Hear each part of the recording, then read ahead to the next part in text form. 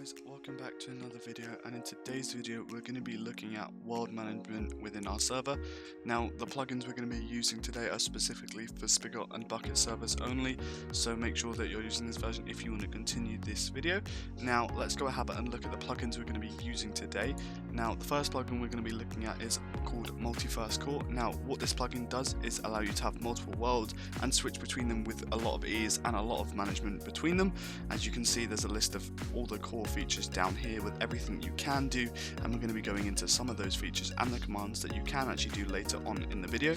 And then the second plugin we're going to be looking at is using Nether Portals with this plugin, because if you have more than world and you try to use a Nether Portal, it just sends you back to one world. So we're going to be looking at how we can use and manage our world with these plugins. So the first thing you're going to want to do is actually install these plugins. Now you can either do this by using our plugin installer down here or downloading them. So I'm going to go ahead and install these plugins. If you don't know how to do that, please look at our guide on our channel, and I'll be back once I've installed the plugins.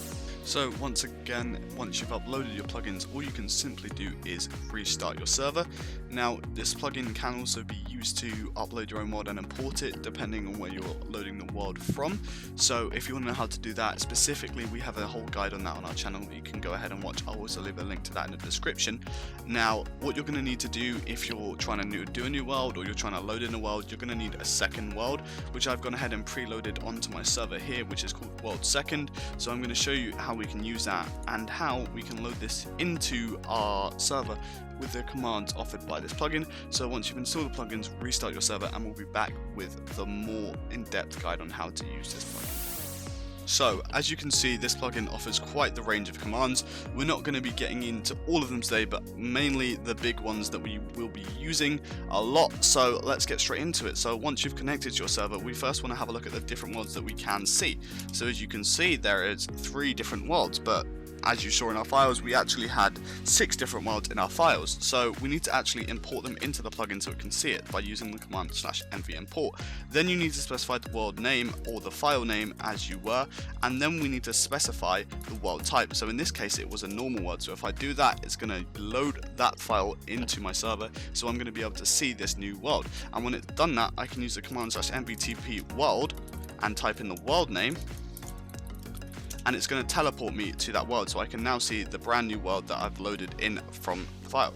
Now with this plugin, it also comes the ability that you can create worlds. So if I wanted to create a world, I'm going to do mv create, and I'm going to specify a world name. So I'm going to do world third, and I want this to be a, let's do a normal world, and then I'm going to specify the type by doing -t, and I'm going to type in here. Now I want this to be a flat world, so if I type in -t flat, this is going to generate a completely new super flat world that I'm going to be able to teleport to when I hit enter.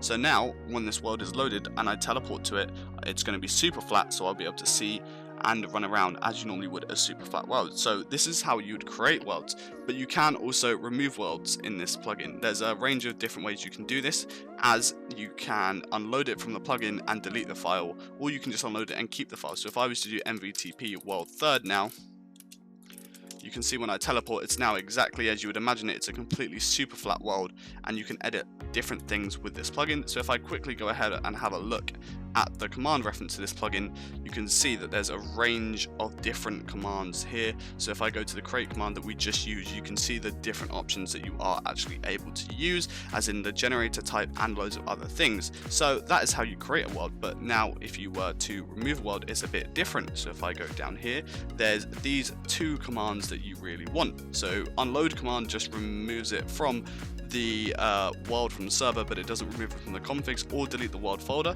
Remove removes it from the plugin and the server, but it's still there as a file, and delete actually deletes the world folder as well, so you won't be able to find it. So depending on what you want to do with your server, then it depends which one of these 3 commands. But for example, I no longer want this super flat world, so I'm going to delete it entire, and all you do is just do mv delete and the world name.